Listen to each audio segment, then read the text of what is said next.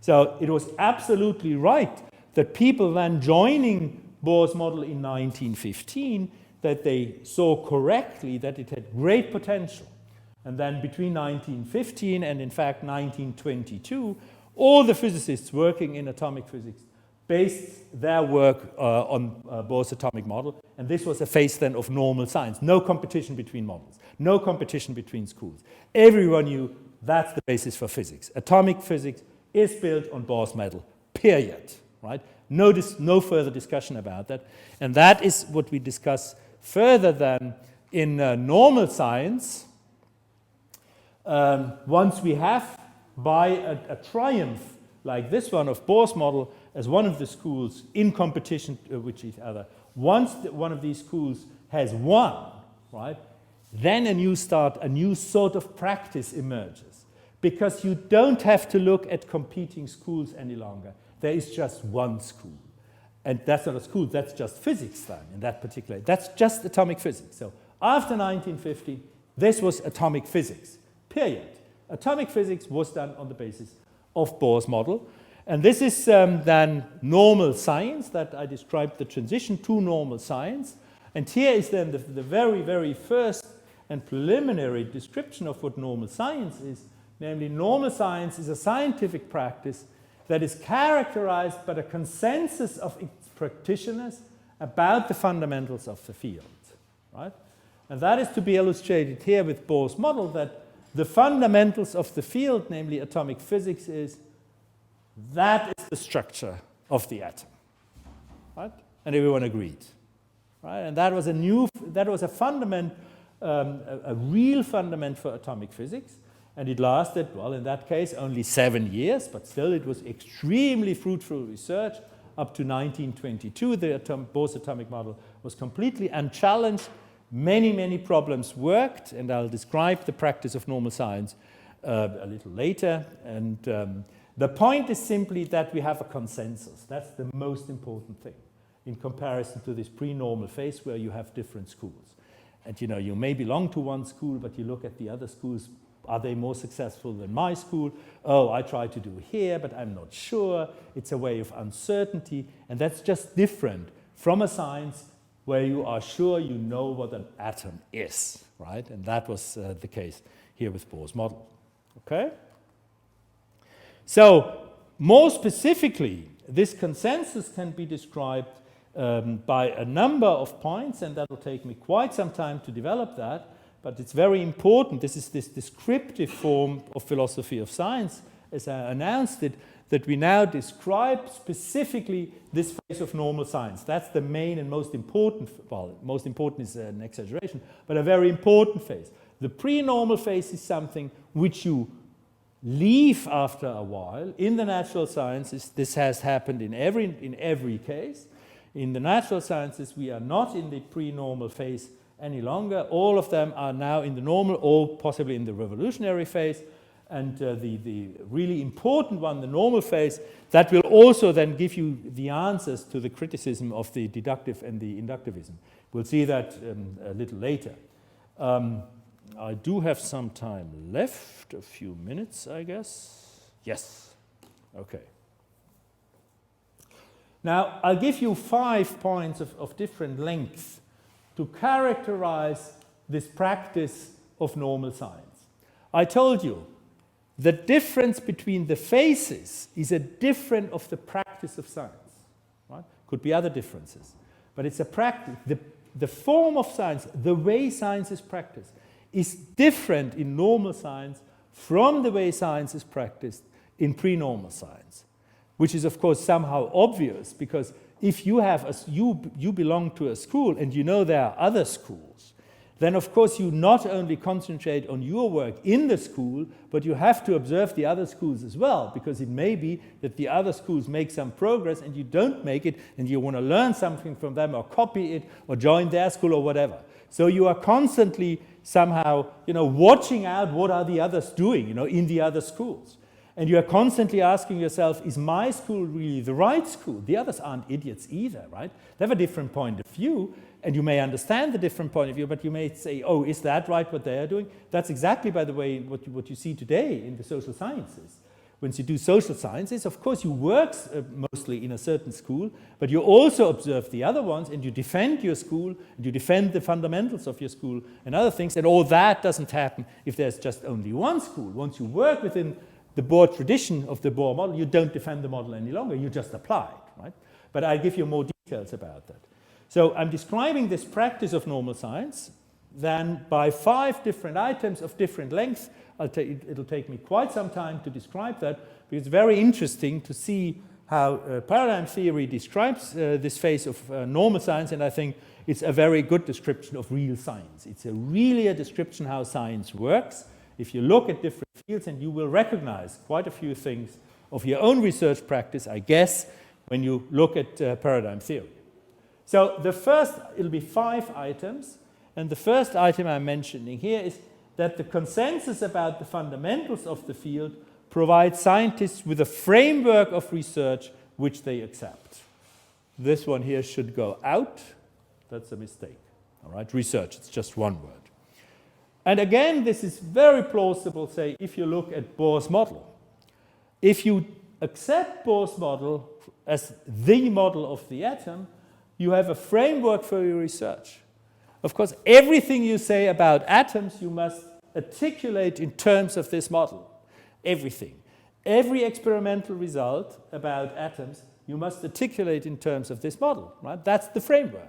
Once you do atomic physics, you refer to Bohr's model, and that's it. So it's quite obvious that once you have this transition to normal science, by the victory of one school, by having solved one of the fundamental problems, you get this fundamental framework, right? That's the solution of a fundamental problem. It tells you Bohr is a solution to the fundamental question, what the hell are atoms, right? And Bohr says, atoms are like that, right?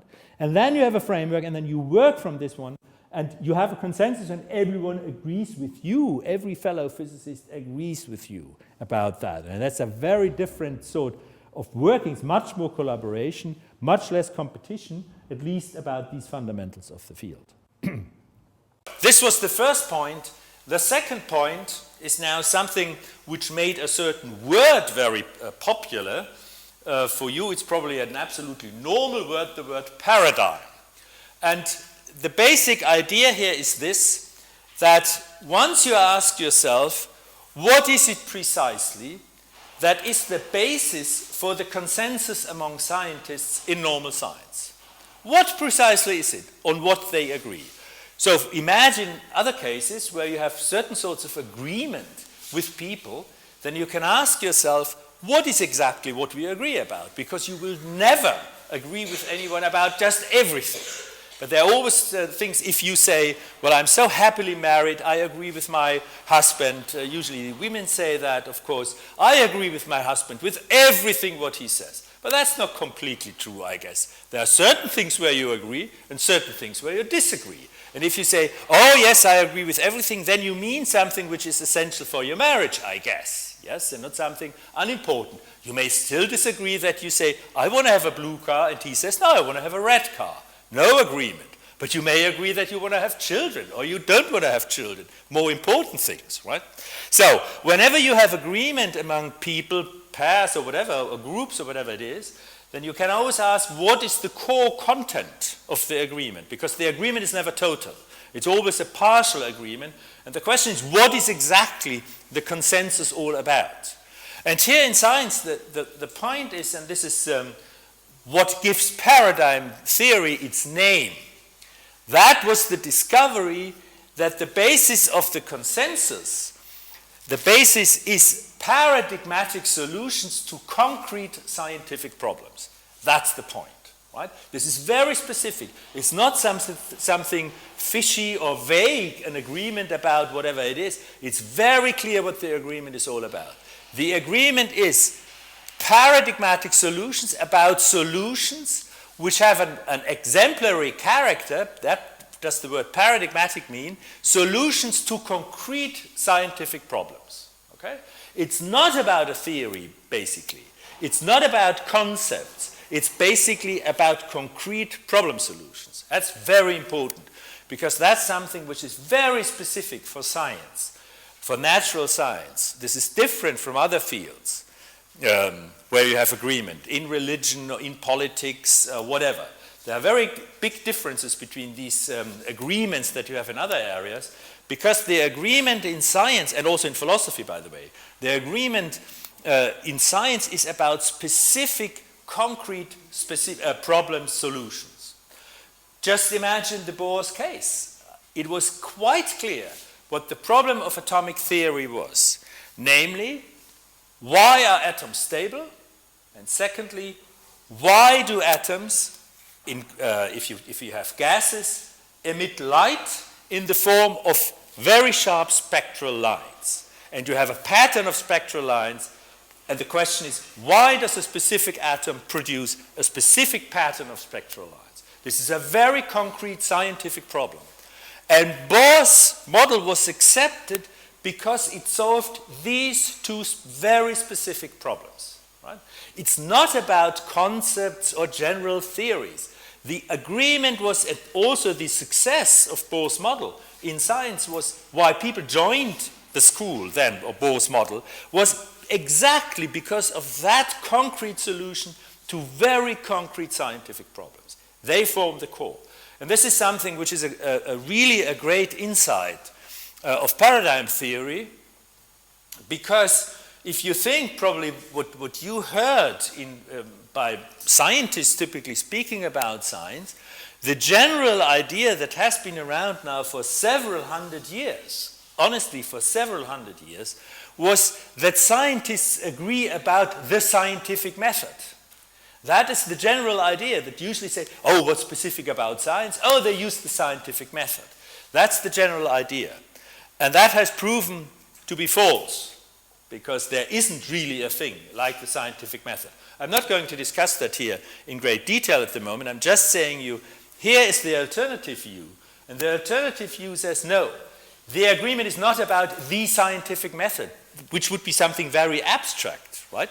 Would be something, well, whatever it is. Well, I don't know what the scientific method is, but at any rate, the paradigm theory says, no, concrete problem solutions to problems that are universally accepted, right? It was quite clear, whatever your model of the atom is, you've got to say something about the stability of atoms, and you've got to say something about the way atoms are able to produce discrete spectra, electromagnetic spectra. You had to explain that, right? That was quite clear. And here's a solution. Bohr's model is a solution. And that means that basis of the consensus about what happens then in normal science when people do research is the acceptance of these paradigmatic solutions, which are solutions to very concrete scientific problems and not something abstract like scientific method or theories or something. That's the core of the consensus. That's very important. And I think it's a very important insight, which you can immediately see when you look at your training in natural science. Your training in natural science is, of course, you hear lectures and many other things. But of course, one of the main things where you learn most is when you solve concrete problems. And you solve the concrete problems by modeling them after problem solutions that were presented to you. I'll come back to this point in a minute. Okay. So, this is now the third point about the practice of normal science, which I already hinted at, namely that the research activity is implicitly governed by the paradigms. Okay? What does that mean? Well, that means the following. Implicitly means it is not explicit. When you solve a research problem, usually you do not have an explicit set of rules, right? Saying, follow this rule and do it in the following way. When you cook something and you use a cookbook, then you get a set of rules, right? Explicitly. And every idiot can cook, more or less, right? As soon as you can read and can taste, then you can cook, okay? A little practice is better, of course, because you want to eat what you produce as well. But basically, it's just follow the rules there. If you've got a good cookbook, if the cookbook is bad and says add some salt, and you say, oh, that's probably a pound or something, right? That's usually too much, okay? There are recipes where you need 3 kilos of salt, right? If you have a chicken in a salt mantle, for instance. Okay, I'm going off the wrong track now. Okay, let's go back. Have I told you now that I'm a cook as well? No, I haven't. Okay, that's fine with you. It's of no interest for you. Okay, so the point is here that the way you get instructions is not completely explicit, such that you simply hear the instructions, understand them, and then you follow them. But the point is, the sort of instructions you are getting is implicit. It is implicit in the following sense. Now, let's return to Bohr's model. Say you are interested in the following phenomenon, which is a phenomenon which is highly interesting. When you have the spectrum of light of atoms, you not only have this pattern that you have lines. Here is lambda, okay, the wavelength, say of hydrogen or whatever it is. But the point is, if you have a very good spectrometer, what you find is that sometimes there are two lines very, very close to each other, right? When you measure the spectrum, then you see sometimes two lines or three lines very, very close to each other, right? And if you look very closely, you don't see that. If you look at the spectrum of hydrogen and you have an average spectrometer, you see just the lines, and there are a certain wavelength, and then you want to know the wavelength lambda 1 and lambda 2 and lambda 3, and you want to have a formula for that, and then you want to derive that from the model of the atom. So once you know this phenomenon, that we have these double spectral lines, the advice you get from Bohr's atom is, well, try to make sense of these very close spectral lines in terms of Bohr's atom, right? This is not very explicit when I say to you, come on, make sense of it in terms of Bohr's model of the atom. Well, you don't really know what to do. You're going to say, okay, here I have Bohr's atom, and I have the electrons traveling around. How shall I do that? What's possible? You know, how could I do that? How could I have two spectral lines produced here very, very closely? And you may, for instance, come to the following idea, which is not explicitly given, but it's something you have to create. You say, okay, the atom works like that. I have the core, and then I have the electrons here, and the electrons circle somehow the atom. Couldn't it be, like in the planetary motion, that the electrons around the center not only have completely circular movements, but couldn't they also have some sort of elliptical movements, right? And an electron on an ellipse has a slightly different energy content than an electron traveling on a circle. And then you say, okay, look at that. If we had this situation with two sorts very closely related of that electron, possibilities how the electron can circle the nucleus, that would make a small difference in energy that they have, such that the electron comes from here down to this orbital, or it comes from here, from this one. That could make a very small difference in energy, just accounting for this difference here. Right? That could be a possibility. So whether you understand that fully or not is not the main matter here.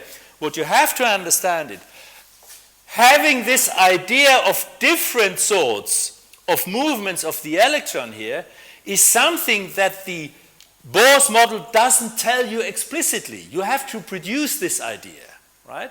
But it is such that you can say that is governed implicitly by the solution for the spectral problem that is given you by Bohr with the circles, right? And it says, when you have a problem that you want to solve within this framework, then the model tells you, come on, use the model creatively, think about something, but in terms of the model, right?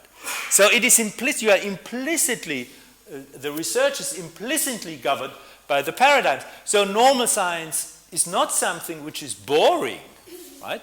Because you have rules. No, it's not boring, it's highly creative. And for instance, this was indeed one of these problems that were solved from 1915 on exactly in this way. That people thought, oh, does Bohr also admit of orbits of the electrons that are not circles but ellipses? Yes, it does admit so. And then there were further corrections that people thought, oh, That means the electron is much faster here in the ellipse. It's much faster here when it's here nearer to the center than further from the center. Oh, we can have a correction. We can have a correction term here because we can use special relativity. Well, for some reasons, because so we have different speeds here, and then we have further correction. Oh, we can get further lines here, and indeed we can observe further lines, right? So that is what is meant by having a model as a framework. It tells you if you have a research problem, you have to translate the research problem into the model somehow, right? I mean, I guess that quite some of your own work in your research has this sort of character. You are given a general framework and a model, and then you say, apply that to your work. And the application is not explicitly given. You know? It's not just following a set of rules, a to-do list. Like when you start, say, an airplane, then the pilot goes through a to-do list, right? Goes through a to-do list. I once saw that really. The pilot has a list and then putting his finger number one, looking, okay, then number two. That's an explicit rule. Like a cooking recipe, you get an explicit rule.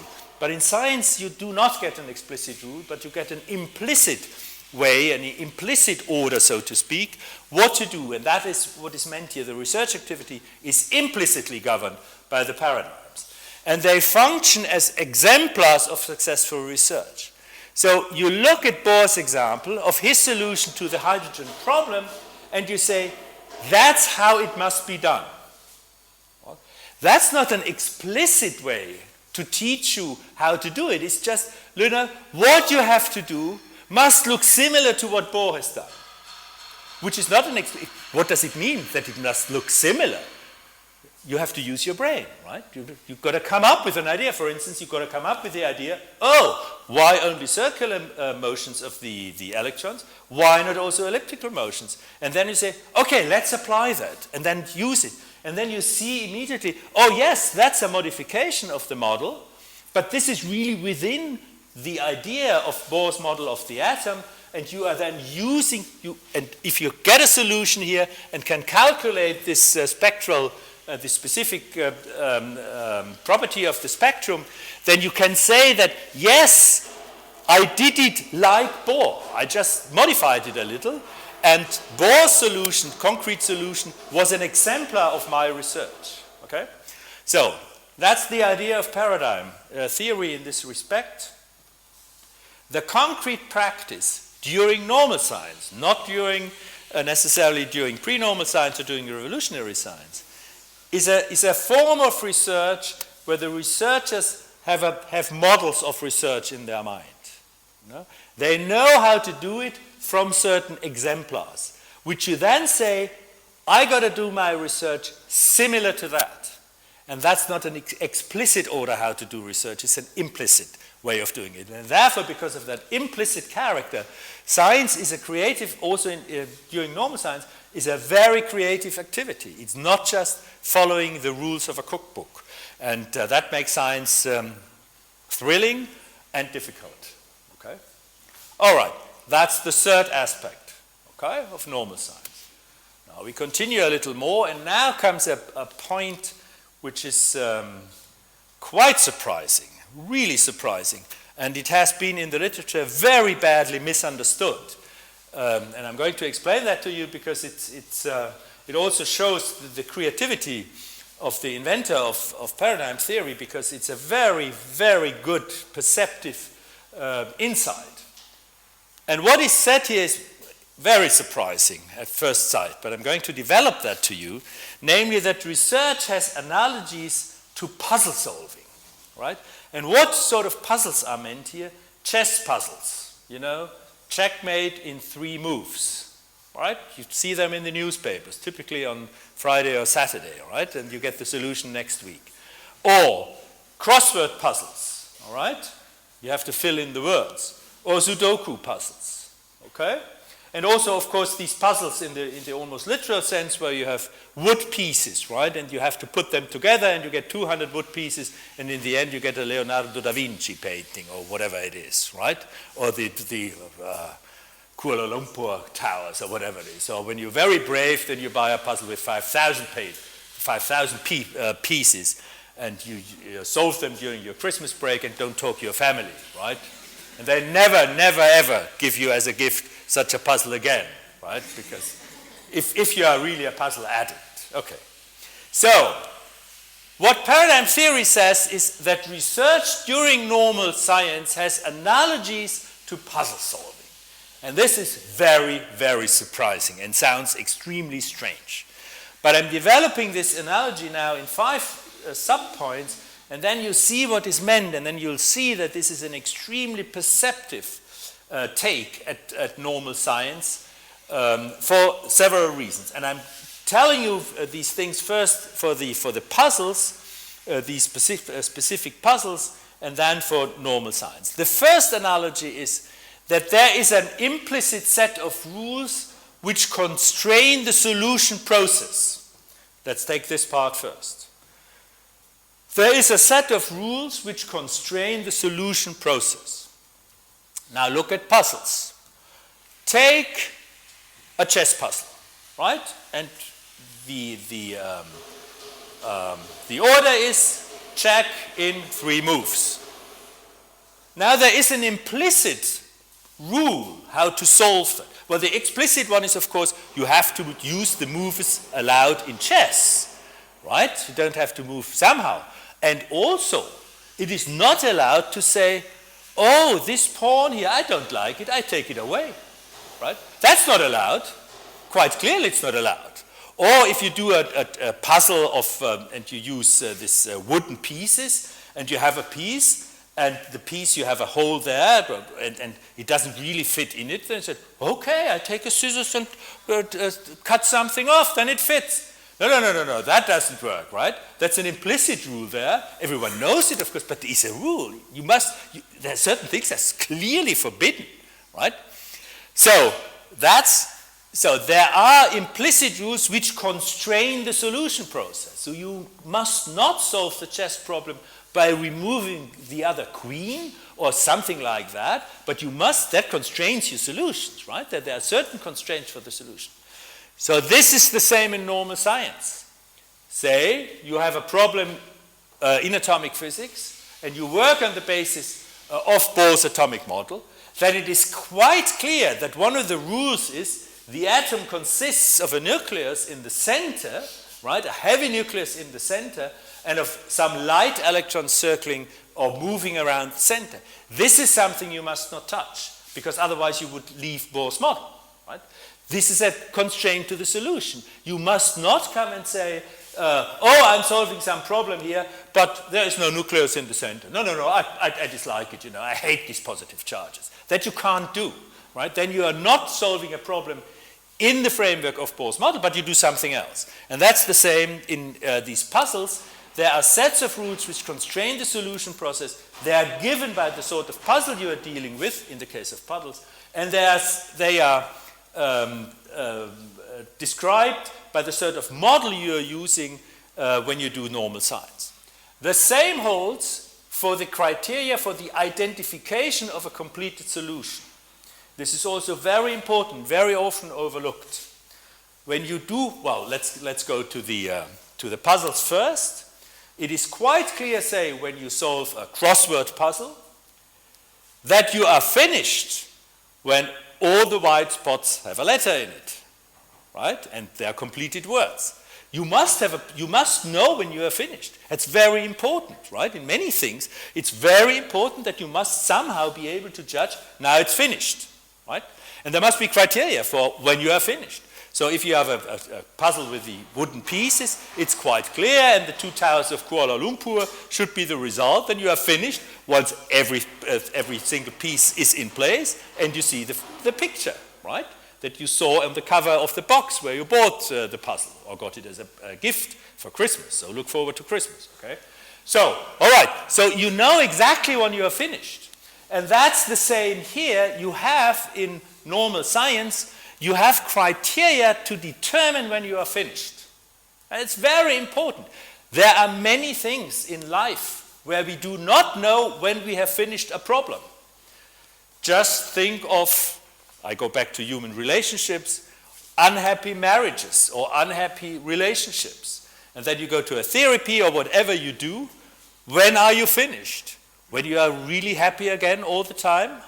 24 hours a day? Well, perhaps not, right? So when are you finished with that problem? Or look at political problems. Look at Israel and its neighbors, right? To use very neutral language, whoever the neighbors are. Now, if you ask, they have conflicts, obviously, okay. So what would happen that you say, now it's really finished when we have a state of Palestine? Perhaps, but if they're still at war, has the problem then be solved? I don't know. It's very difficult to say when a problem has been solved and finished. That's so wonderful about puzzles. You know exactly once you have finished. That's so wonderful about soccer and football and all the other sports. You know exactly when you have finished. Because in real life it goes on and on and on and doesn't finish, right? Therefore real life is so exhausting, right? Because you have a problem, you want to solve it and you don't know when you have finished it. But you simply don't know because there is no natural end to it. But in games, there's a natural end in it. And that's, by the way, one of the motivations why we play games. Because it's so wonderful, you know, when it's finished. And that is also one of the things why science, normal science, is so fascinating. Because you deal with them similarly as with puzzles. You have comparatively clear rules, although they are implicit.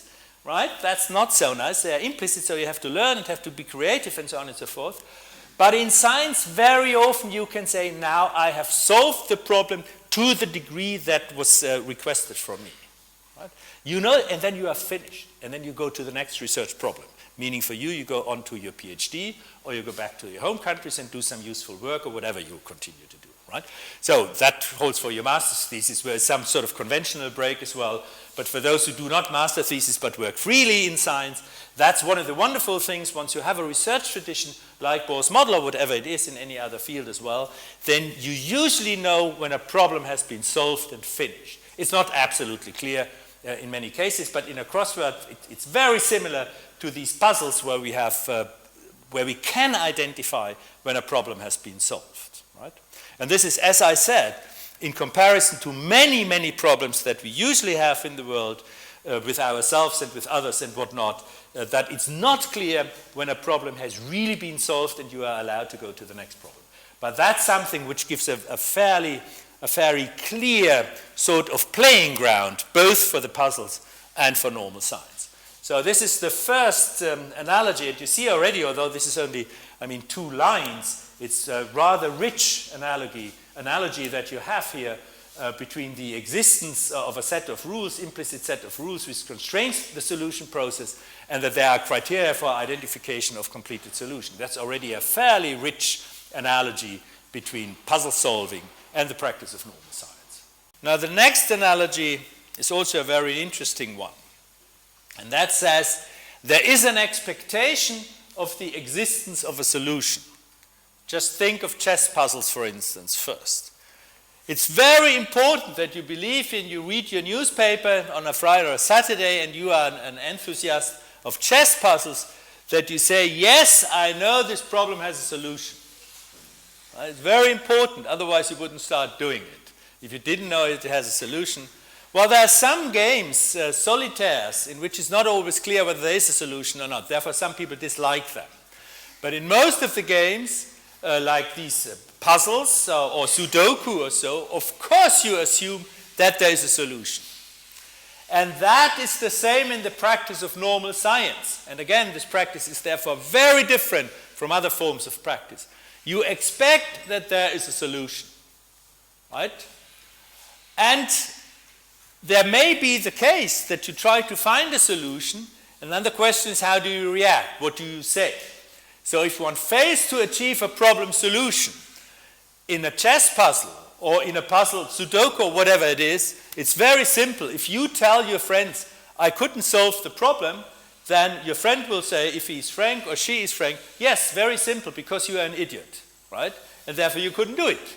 Because there is a solution and you couldn't get it, so you're just stupid. Sorry to say, you're a good friend, you're very nice, but you're a little stupid, you couldn't do it, right? And something very similar happens during normal science. Because people expect that, say, you have a certain problem in atomic physics, that on the basis of Bohr's model of the atom, say in 1916 or 17, one should be able to solve the problem. And if you can't solve the problem, there are two ways how this could have come about. Either the problem was badly selected, right? You have a framework for the solution, but there are still problems which cannot be solved because they are too complicated, for instance. And one of the very important points of creativity in the sciences is that one can identify problems that one can solve with the resources you have, right? If you in your master's thesis get a problem where you have to investigate 10,000 different plants, within 3 days, you can't do it, even if you're very industrious, right? And all of you are extremely industrious. I know it. I trust you, okay? But you still couldn't do it, 10,000 in 3 days. It's just impossible, right? Therefore, you must pick a problem which can be solved given the resources that you have. And if you have to do 10,000 cases within a month or whatever it is, it's just not doable, right, in typical cases. So, if you can't solve your problem, it can be because you have picked the wrong problem. For your master students, it's usually your supervisor, all right? It's not you yourself. But once you are in science as a free-moving subject, picking your own problems, then it's your fault. If you start working on a certain problem and you can't solve it, it can be because you picked a problem that cannot be solved with the resources you have. So who's the idiot then? It's you. Very simple. Like in the chess puzzle or something you can't solve. Either the problem was badly selected, or you failed to solve a solvable problem. Either the problem is solvable or it's not solvable, right? If you picked a problem that's not solvable, you are the idiot. If you picked a problem that's solvable and you can't achieve the solution, you are also an idiot, right? So whenever you don't succeed in normal science, it's you who fails, no one else, right?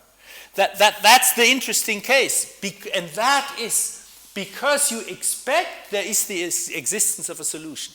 Once you are in the face of normal science, that means once you have paradigmatic solutions to scientific problems, to which you model your own problem solutions and your problem selection, right? Once you do that, it's all your fault if you don't succeed. If you look at a different situation where this is really different, now look at the activities of President Obama with respect to Israel and its neighbors.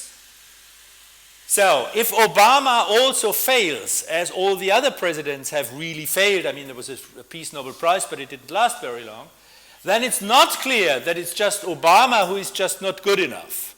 But people will say, possibly the problem is unsolvable at this point, right? It's not just Obama's fault, it's just unsolvable because these people are in a state that a solution, a peaceful solution to their political problems just doesn't exist. And Obama is not... cannot produce wonders and miracles, so he couldn't solve it as well. So there are many problems in real life where you don't have the expectation of the existence of a solution. You hope that there is a solution, but you don't really know whether the solution is realizable. You just don't know. So if somebody tries to do a solution, you say, you are very brave, because there's really a chance that you don't get a solution, and then you failed. But the point is, in normal science or in these puzzle-solving things, it's quite clear that there is a solution. And if you don't achieve the solution, it's always you who failed, period. Right? And that is, again, that's something which is, of course, to some degree fascinating, both in puzzle-solving, in the literal sense, so if you are a fan of chess puzzles, but it's also, or Sudoku, or whatever it is, and also in normal science, because if I do the right thing, I will succeed, right? If I'm brainy enough, if I'm clever enough, and I choose the right problem, there will be a solution. I can achieve it, right? I got to do it, right? And that's a fascinating challenge for some people. For those usually who stay in science, that's the challenge. There are the problems, and I can achieve the solution. If I don't, then it's my fault, so I better work hard and get the solution. But there is the hope that there is a solution. You know it. It's more than a hope. You just know it. There is a solution if you pick the right problem. And that's the same in puzzle solving. So again, this is something which is a rather it's not a very obvious property of normal science, but this property of normal science becomes explicit by the use of this analogy, the analogy to puzzle solving. Okay, so there is the expectation of an existence of a solution. Again, be aware that this is very specific and that in many, many other occasions in life, this does not apply because there is not clear whether solutions exist or don't exist. Okay, here's the next one. And again, this is perhaps surprising, but it seems to be really a right description of what happens in normal science. The research activity does not aim at innovation of the guiding framework. In other words, it takes the paradigmatic solutions for granted. Okay? Let's go to the puzzles first, where the point would be that the activity of solving the puzzles does not aim of producing innovations in the guiding framework. That means the rules that define the puzzle. And this means the following. If you have a chess puzzle, it's not the suggestion that you say, oh, if the pawn may also move backwards, I could produce a wonderful solution. That's a great innovation for chess puzzles. Right? People will say, no, sorry, that's not a chess. What you're doing is something else. You're not solving the puzzle. The puzzle means stick to the rules, period. Right? It's not suggested that you change the rules, right? Or say, oh, well, this figure here now can move anywhere, right? Immediately. That's not the idea. It's not the idea that you reinvent a new game of chess. No, that's absolutely not the idea. It's absolutely conservative, right? When you do Sudoku, you may say, oh, I'm only allowed to use numbers 0 to 9. Why may I not use pi or 17.5 or something? No, it's not allowed. It's not a question, it's not an invitation to make creative innovation. It's simply not the case, right? And that is the same in normal science. Once you have your framework, you are not invited to change the framework radically and innovate it, make an innovation. So for instance, you work in the tradition of atomic physics from 1915 to 1922. It's not suggested that you invent a new model of the atom. Not at all. Because the activity of normal science during that time is defined by Bohr's model. It means if you do atomic physics, you've got to do within that framework and not change fundamentally the framework here. That's just not the rule of the game. In the same way as in puzzles. It's simply not the game that you change the rules, but the point is you stick to the rules and use the rules creatively in order to solve the problem. Right? This is also a rather hidden aspect. Because many people associate simply with science, innovation and revolution and all that is simply not true. Just look at your master's thesis, right? Whatever you do. It's not the question that you initiate a big revolution in horticulture science by your master's thesis, but it's usually that you stick to some rules and you have a framework in which you do your research, usually. Well, you'll tell me then later in the oral presentations about your master's thesis. So the point is here, the paradigm theory says the idea that science is innovative has to be restricted during normal science. It is right that you have to have new ideas when you solve a problem within the frame. For instance, coming up with the idea, I don't use circles only, but use ellipses as well. But that remains within the framework. You're not revolutionizing the framework. But if you said, for instance, I hate electrons as discrete charges. I want to have a cloud of charge, right? Completely random or whatever. Then people would say, sorry, this is not atomic physics what you're doing because you're leaving the Bohr's model. And atomic physics between 1915 and 22 is using Bohr's model, period. Right? So we have a similarity here, again, or analogy between the research activity and puzzle solving, namely that you do not aim at innovation of the guiding framework. In other words, you take the paradigmatic solutions for granted. You simply accept them. And when you do exactly the same, when you solve chess puzzles, for instance, of course you've seen other chess puzzles, and of course there is no way of saying, this chess puzzle, the solution of this chess puzzle, which have been published, no, I don't accept that. No, I don't like these rules of chess. Then you're doing something else. You're not solving chess puzzles any longer, right? And that's the same here. If you work in atomic physics during that time of Bohr's model, you simply have to use Bohr's model, period. No alternative. No big innovation asked for. Okay? So that's the third sub-point here concerning the analogy between between puzzles of all sorts and normal science.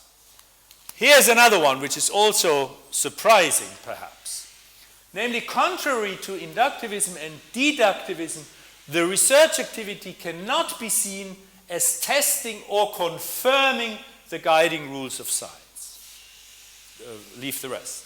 This cannot be seen as testing or confirming the rules of science. If you look at inductivism, in inductivism you are told, look, what you do is you collect data without unbiased, you collect data, and you use the data in order to confirm then certain hypotheses, to inductively confirm a certain hypothesis.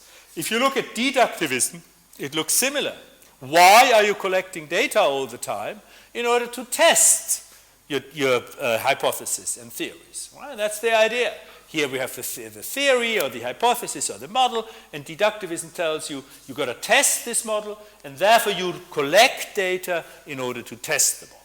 Right? It's confirmation, it's positive confirmation or support for a hypothesis in inductivism, and it's testing, negative testing in deductivism.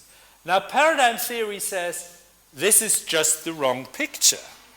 The activity of normal science is neither confirming a hypothesis nor testing a hypothesis, because the hypothesis is taken for granted. Right? That's the difference.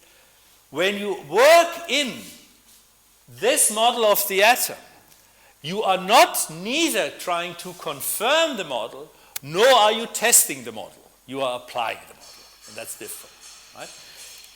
So, and here you see already a solution to a problem that I hinted earlier at, but I come back to that in more detail.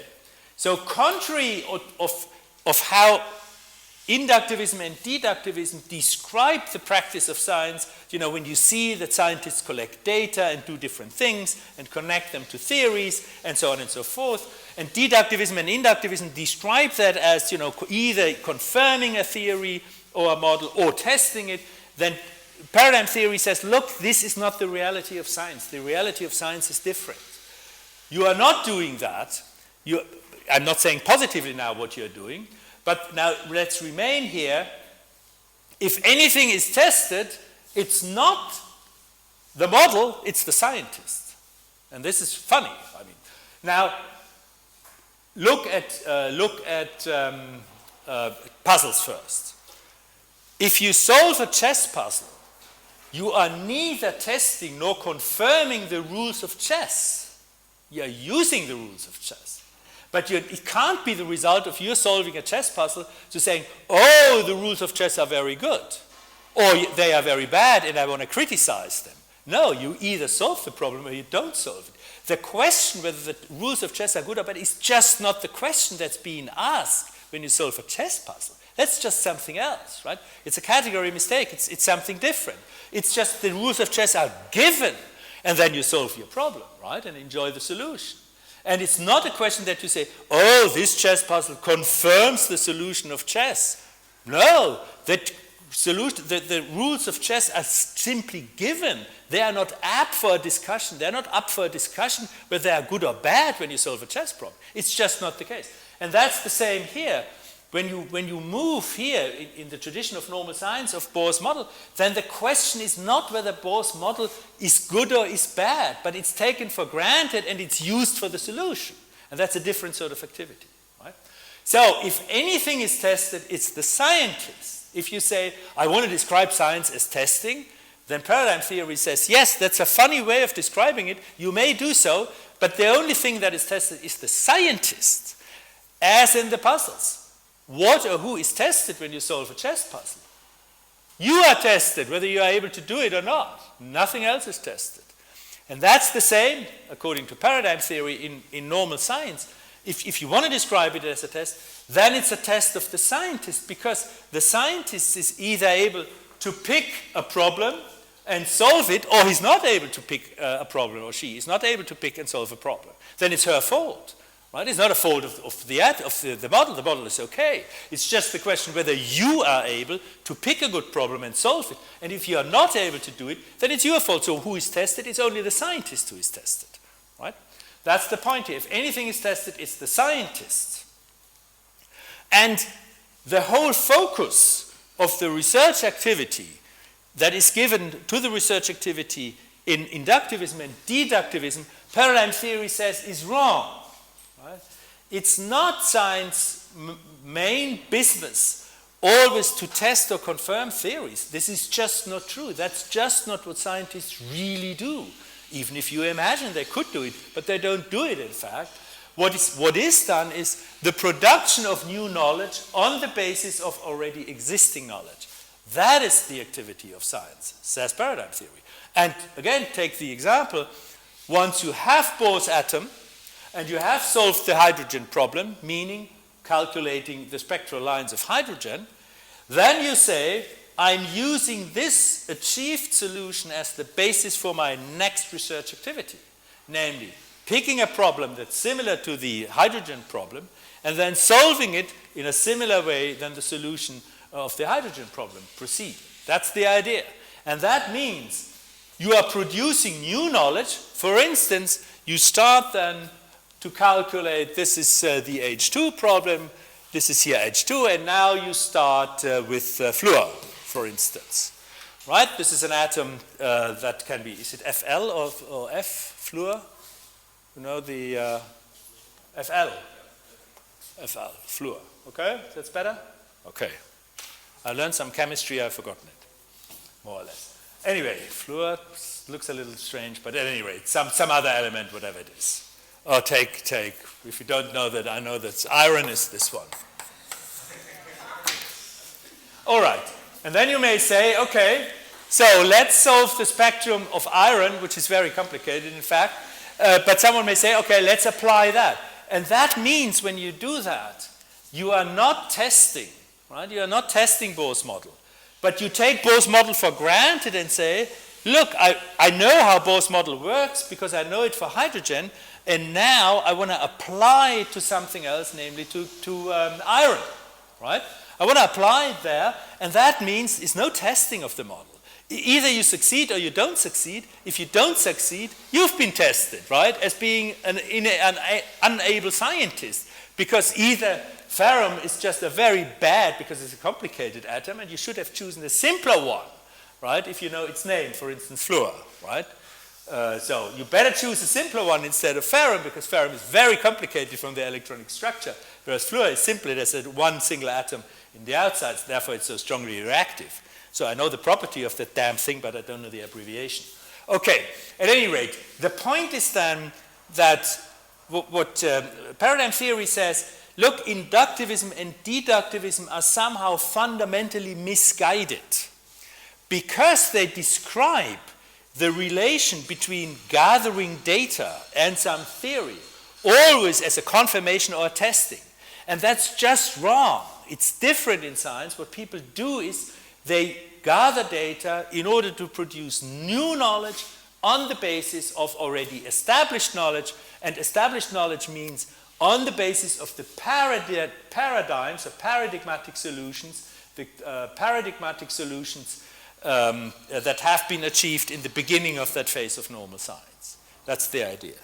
So I think this is a very rich and again a very insightful description of what happens in many cases of normal science. And of course that's the same well, that's not exactly the same, because usually when you do a Sudoku, you do a new Sudoku. Well, you may use something if you've got experience with Sudoku puzzles. Of course, you are faster than someone who's unexperienced because you know certain strategies, right, that you used and were successful, and you use them for the next Sudoku. Or if you say a puzzle solver with the wood pieces, then the experienced people know we've got to start with it with a frame, right, because there we've identified certain pieces that they are at the borders, right, because they are straight lines. Unless it's a very, very, very bad puzzle, you know, that it also straight lines in the middle in order to, so if you have people you really love, give them as a gift such a puzzle, you know, with straight lines in the middle. Okay. They want to, you know, they want to be kept busy, and that's one of the ways. Then you don't have to talk to them all the time. Okay, but that's a different area of discourse here. Okay, so here is another one, and this is again is very amazing. But once you think about it, it's very plausible. And that's the question, what is the motivation for people to do either puzzles of all sorts or to do normal science? And the statement here, the proposition that is given by paradigm theory is quite surprising at first sight, and it says the following, that the motivation for the activity is less the desire to possess the solution, but rather the exposition of one's ability to creatively solve problems. So, in order to make this plausible, I give you a very clear and sharp example for the case of puzzles. All right? Say you want to solve the puzzles of 5,000 pieces, where the end result is then the picture of the Kuala Lumpur towers, right? You want to see that. I tell you how you can achieve that goal much simpler. Leave the box closed and look at the picture on the box. Here you have the full picture in original size. Why go and solve the puzzle? It's ridiculous, right? Or take another example, even more ridiculous. You know solitaire, where you play with playing cards and you play alone, therefore solitaire, right? The end result is that you get the right order of the cards, right? Ace, 2, 3, 4, 5, with the right colors. I give you a solution that's much simpler. Just go in the shop and buy a packet of cards. You get them in the right order, right? How complicated is that to do a solitaire in order to achieve that order? That's ridiculous. You know the order beforehand. It's absolutely ridiculous. It can't be the end result that drives you to get the solution. It's absolutely ridiculous. Right? In all these things, it's absolutely ridiculous. I give you another example. Take the chess puzzle. Someone is really an addict to chess puzzles, right? And every Saturday, you buy your newspaper and go immediately to the chess puzzle site page, and then you work all weekend. Don't talk to your kids, not to your father, not to your mother. You just solve your chess puzzle, blah, blah, blah. You know, you destroy your family life. You don't drink anymore, you don't eat anymore, destroy your life. Okay. I tell you a much more simpler solution to that. Just wait 7 days. Just wait. Next Saturday, the solution is published, right? If you're just interested in the solution, you'd sit down and wait, right? You get the solution. So you see, it's impossible for these puzzles that the motivation, the driving force, is having the solution. Having the solution is uninteresting. In some cases, in the solitaires, it's absolutely ridiculous. You know it beforehand and it's not interesting. It's not even interesting. You don't learn anything from it. Why are you doing it? Why are you doing solitaire or chess puzzles or Sudoku or whatever it is? Well, the answer here is because you want to show yourself, either to yourself and also to others, possibly, that you are an expert puzzle solver, that you can do it. Right? You can show it to yourself that, look, I have the motivation, and even if it takes me 10 hours, I'm going to solve this idiotic puzzle, right? I want to do it. And then once you're done, you say, bingo, I did it, right? That may be simply to yourself. If you do solitaire, I sometimes play solitaire on the computer, and I'm not telling one that I solved it. No, I do it for myself. I want to solve it, damn it, right? Just for fun. And the solution, as I said, is absolutely trivial. The completed solution is not interesting. So you do it, the process itself is what is interesting, and the process drives you. And in the process, all you do is you say, I can do it. Now this is the same, says paradigm theory, this is the same in normal science. That mostly, not always, but mostly, the solution itself is uninteresting. It's just uninteresting. Nobody damn cares. right? And I give you, you may have I give you an example. Say someone wants to measure the velocity of light. And we know, I think it's 299. Well, I don't know the further figures here, kilometers per second, right? Here 3, I don't know the figures here. Now imagine we know that up to, say we know it, I got to start somewhere else. Say we know it 299, and then we know A, B, C, D, E, F, this is 9, G. And the question is, what's coming here, right? The next digit.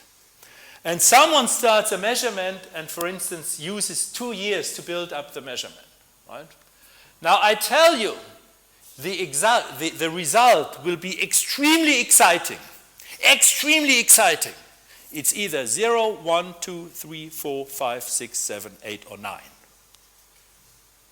That's the excitement of the result. It's one of these numbers, right? I can tell you beforehand. It may be that if you're interested here in this one, because you have a new precision measurement, and then here the number that comes here. It's one of these 10 numbers. Extremely exciting. Wow, it's 3, not 2. Wow, I'm excited. Nobody's excited about that, but you want to solve the problem. And it may be important for applications that you know that number. But the result in itself is not exciting at all. It's boring, right? Like in the puzzles, in the puzzle case. The result, the net result of having then having the solitaire solved and you have the cards in the right order is absolutely boring. And which number it is, or even if you say you have a precision measurement and you add 2 numbers, 2 new numbers, wow, it's between 0 and 99. How exciting. I've known these numbers since I was, 5 or something, right? So the result itself is not exciting, but what is exciting is I could do it. You know, if someone builds up this measurement, measures it, that'll be a very important thing. You get a paper in Nature. If you measure the velocity of light and you measure it with 10 to the minus t, higher accuracy than everyone else before you get a title page possibly in Nature. Nature is the most prestigious journal because people will say, wow, this group, usually a group of course then, was able to measure them now 2 more digits. That's sensational. It's incredible. They could do it. And you can say, I'm very proud our group has really achieved that. The net result, as I said, is just between 0 and 99. So it's not really exciting. So the excitement is really of being able, right, of being able to solve it. So the sort of motivation that people in normal science develop, that's at least what paradigm theory says, and I think this is a very accurate description, is that indeed the motivation for scientists working there and sometimes working on projects really spanning decades. If you look at the big, say for instance, planetary missions or other big science things, LHC, well this is more revolutionary science, but also in more or less routine things that people invest 10 years of their life, right? And you really have the long-ranging motivations. You know that with your master's work already, which spans a few months, right? And you've got to go on and go on and go on and it never ends. Well, it's only 6 months or so. You've got to have the motivation, right? And you've got to keep people working. And if you look, I mean, you have also external motivation. Of course, you have to finish the degree and so on. But if you are then more or less free in science, then you have to develop the motivation. And the motivation, that is what paradigm says, the paradigm theory says, the motivation is similar to that motivation that you develop in solving puzzles, right? It's that you produce yourself, or you tell yourself, you prove yourself as an expert solver, as an expert in a certain game, puzzle solving, or as an expert in a certain area of science. And so the stereotype of science, that science is so exciting because there are so many new and unexpected results, that's a stereotype. It's sometimes true. Of course it is. We'll come to that when we come to revolutionary science. But mostly it's not true, because mostly you can more or less anticipate the results. And there is no real excitement about them. There is the excitement about being able to having achieved them, but not the content of the result. The content is very often quite boring. And as I said, even in these cases, I mean, if someone, I don't know exactly the figures at the moment, whether they're 10 to the minus 10 or 10 to the minus 11, if someone really increases the accuracy by 2 orders of magnitude, that'll be really a Nature paper, it's no question, because everyone will say, now we know it even better. And it's an important number, because that number goes into many, many, many calculations, and you can calculate many other things. The better you know the velocity of light, the more you know about certain others. So it's very important. But the excitement is, of course, being able to have measured it, and you have measured it and not someone else. Okay. So this ends these parallels to puzzle solving and normal science. And now, if you look back, if you try now to remove that stuff for a moment from your head and think back at the picture that you got from science by inductivism or by deductivism, right? Where deductivism, the motivation is you want to test the theories, right? And what you do is testing your theories, and that's it. Now, this is a completely different picture somehow, right? And it's very rich, and the richness of the description then of the activity in normal science derives from this analogy to the puzzles, because the puzzles are something very familiar, and solving puzzles is something you know of, you know how it feels, you know what to do, and bringing out these properties of the puzzles and making the analogy to normal science gives you a very rich and vivid picture of what normal science is all about. And you see, it's quite different from from the impression we got from inductivism and deductivism. It's much richer and probably more adequate. Okay, is that somewhat clear and plausible? Good. Okay, and here's now the fifth, and this is also extremely surprising. The fifth main property of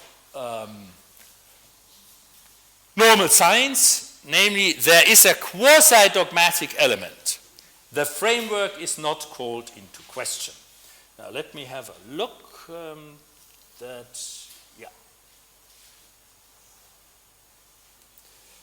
That concerns the consensus. That comes from the consensus. The consensus says, the consensus interface of normal science says, this is the basis of our research. For instance, Bohr's atomic model for this particular example. And the consensus means, among other things, not to call into question the model, but to apply it, right, to new problems. That's the basic idea.